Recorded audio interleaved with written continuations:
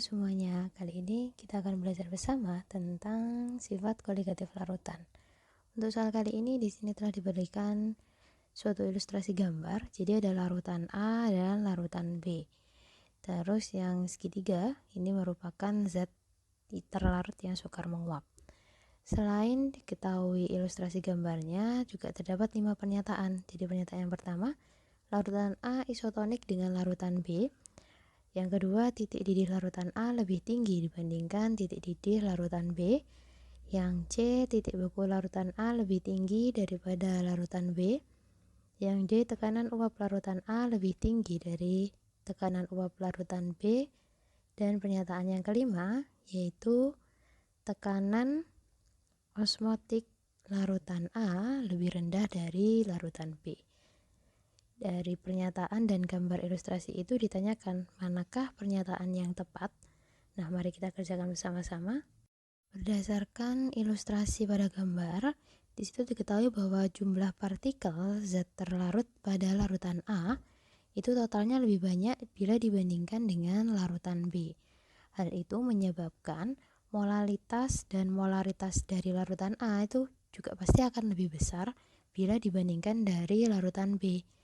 Nah, efek dari molalitas dan molaritas larutan A yang lebih besar dibandingkan dengan larutan B, hal itu menyebabkan beberapa hal. Jadi ini akibat dari molalitas dan molaritas A yang besar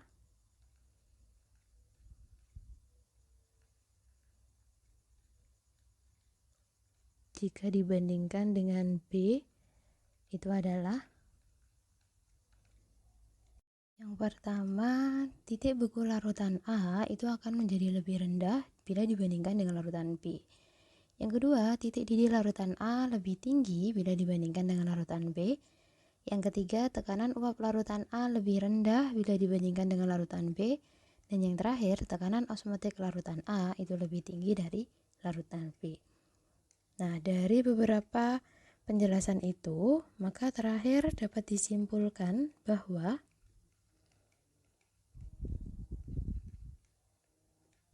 pernyataan yang tepat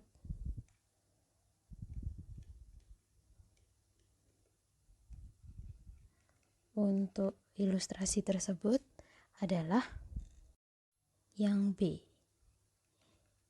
yaitu titik didih larutan A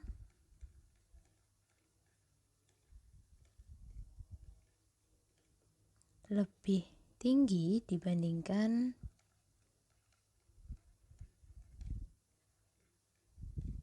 titik didih larutan B. Oke, sekian jawaban untuk soal ini. Semoga bisa membantu. Terima kasih.